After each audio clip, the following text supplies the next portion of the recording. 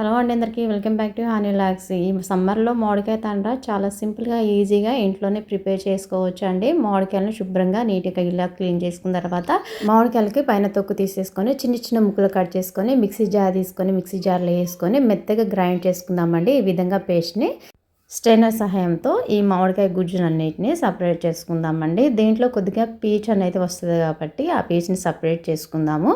ఇలా ఒక గిన్నెలోకి తీసుకున్న దాన్ని స్టవ్ పైన గిన్నె పెట్టుకొని ఆ మామిడికాయ గుజ్జు మొత్తాన్ని వేసుకొని కొద్దిగా మగ్గిన తర్వాత సరిపోయిన షుగర్ యాడ్ చేసుకోండి. కొంచెం తీపి ఎక్కువ ఉంటుంది కాబట్టి చూసేసుకోండి.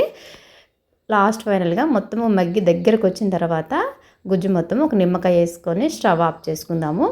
ప్లేట్లకి ఆయిల్ లేదా నెయ్యి అని రాసుకొని మామిడికాయ గుజ్జుని వేసుకొని ఇలా ప్లేట్ మొత్తం స్ప్రెడ్ చేసుకోవాలండి. లేదంటే స్పూన్తో కూడా ఒక లెవెల్లో చేసుకొని 3 ప్లేట్లని 2 days వరకు ఎండలో పూర్తిగా ఎండనివ్వాలండి. అలా ఎండనివ్వడం వల్లనే సంవత్సరం పాటు నిల్వ ఉంటుంది. ఈ విధంగా చూడండి, 2 వైపులు చక్కగా ఎండిపోయింది, చక్కగా ఊడొస్తుంది. ఒక చాక్ తీసుకొని మనకు కావలసిన సైజులో ఆకారంలో కట్ చేసుకోవచ్చు అండి.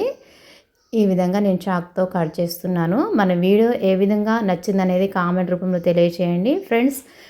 కొత్త వాళ్ళు ఎవరైనా చూస్తుంటే తప్పకుండా సబ్స్క్రైబ్ చేసుకోవడం మర్చిపోవద్దు. మరిన్ని వీడియోస్ కోసము మన ఛానల్ని సపోర్ట్ చేయండి ఫ్రెండ్స్ ప్లీజ్. కట్ చేసిన పీసుల్ని ఈ విధంగా రౌండ్గా చుట్టుకుందాము.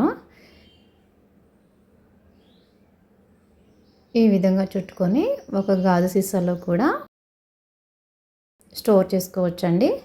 సంవత్సరం పాటు నిల్వ ఉంటుంది. ఇవైతే మా పిల్లలకి చాలా ఇష్టంగా తిన్నారండి. మన వీడియో తప్పకుండా లైక్ చేయడం, సబ్స్క్రైబ్ చేయడం మర్చిపోవద్దు ఫ్రెండ్స్.